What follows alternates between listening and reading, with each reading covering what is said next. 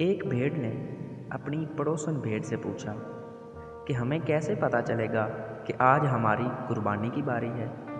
جواب ملا، جس دن تمہارا مالک تمہیں بہت پیار کرے، چارہ کھلائے، پانی پلائے، تو سمجھ لو کہ اس دن تمہاری قربانی کا دن ہے۔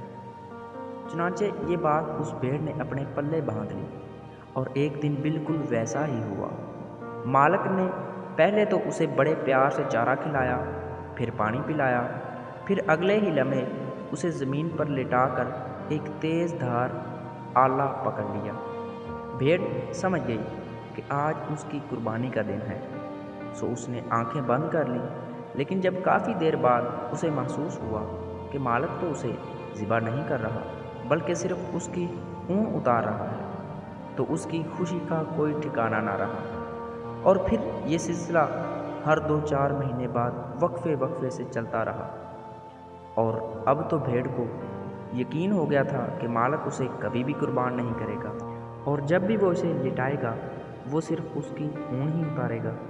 لیکن ایک دن جب مالک نے اسے حسب سابق زمین پر لٹایا تو تب بھی وہ اس خوش فہمی میں تھی کہ وہ اسے قربان نہیں کرے گا، جس کے لیے وہ تیار بھی نہیں ہوئی تھی۔ اور پھر اگلے ہی لمحے مالک کی تیز دھار چھری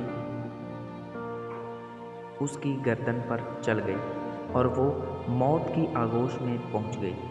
ہم انسانوں کی زندگی بھی بالکل ایسی ہی ہے۔ ہم بھی جب پہلی بار کسی بیماری یا مصیبت سے دوچار ہوتے ہیں تو یہی سوچتے ہیں کہ بس اب تو موت آئی ہی آئی، بہت روتے ہیں، بہت گڑ گڑاتے ہیں، اور جب ہم وہاں سے اللہ رب العزت کی رضا سے بچ نکلتے ہیں تو اگلی بار اس بیماری یا مصیبت کو اتنا سنجیدہ نہیں لیتے، اور یہی سوچتے ہیں کہ یہ تو محض کچھ پل کی تکلیف ہے اور ہم دوبارہ ویسے ہی بچ نکلیں گے۔ لیکن پھر کسی دن اچانک وہ بیماری یا مصیبت ہمارے لیے موت کا پیغام لے آتی ہے، ہمیں پتہ بھی نہیں چلتا، جس کے لیے نہ تو ہم نے کوئی تیاری کی ہوتی ہے اور نہ ہی ہمیں کوئی امید ہوتی ہے۔ ایسی ناگہانی اموات کی بہت سی مثالیں ہم روز سنتے ہیں اور دیکھتے بھی ہیں۔